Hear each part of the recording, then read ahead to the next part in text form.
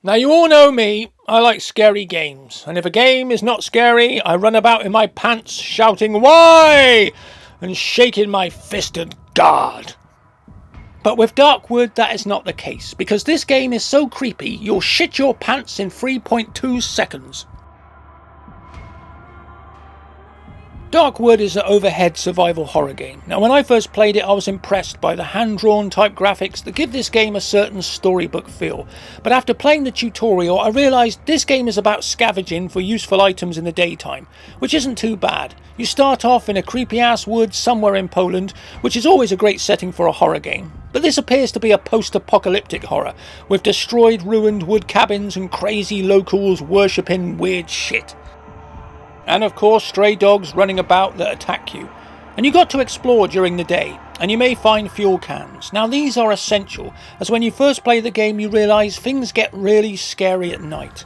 Because as the sun goes down your visibility becomes dark and narrow, and if you're foolish enough not to find shelter, you won't last long.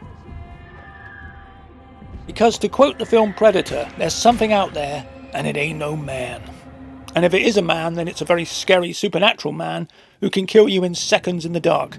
Because at night, without light, you won't survive. Fortunately, there are old log cabins with lights and generators, and as long as you keep the generator topped up with fuel, the lights stay on. You're safe for now. But this game gets creepy as fuck, because at night the mist rolls in around the building and you can hear banging and strange whispers and doors open on their own, but as long as you stay near the light, you're okay. In many ways it's like that episode of X-Files where they're trapped in the woods and they have to leave the generator going or they get eaten by tiny green spiders. Maybe that's where they got the idea from. But this night and day cycle creates a sense of tension and urgency. I mean, there is only so much fuel around, so come morning you better be out looking for stuff. But as well as fuel, you can find other useful items and use a workbench to create tools, lockpicks, weapons. You can find rags and turn them into bandages. It's a survival horror in every sense of the word.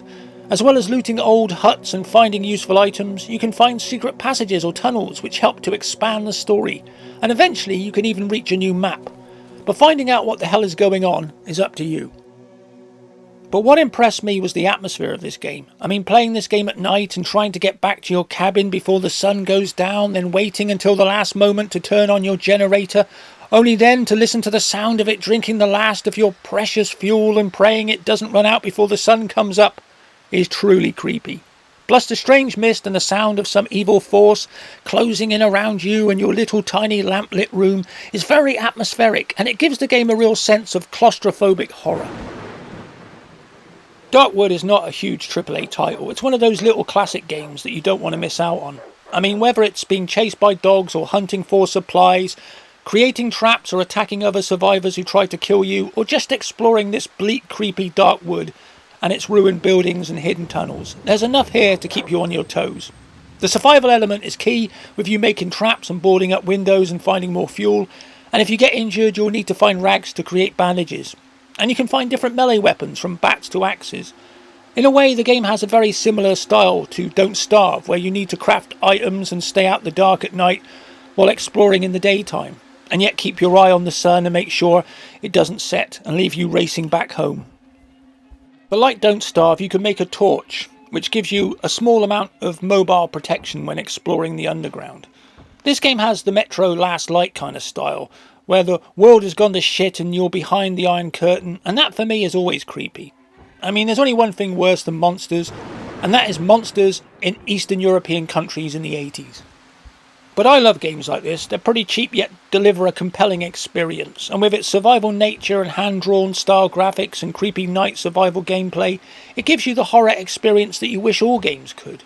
I mean, there aren't many atmospheric horror games out there that nail it. Games like Resident Evil and Silent Hill just have that creepy style.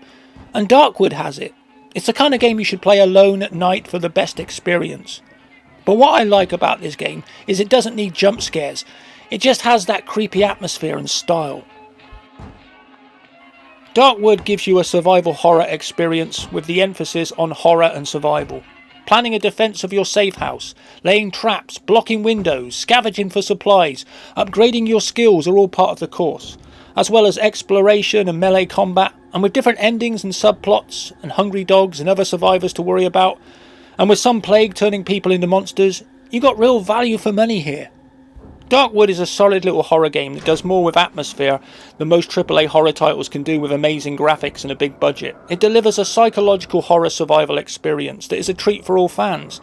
And we need more games like this, because this game makes you realise you can do more with atmosphere and storytelling and creepy sounds than you can do with jump scares and a big budget. Games like Darkwood are few and far between. We need to cherish these pieces of horror gold until the next classic comes along.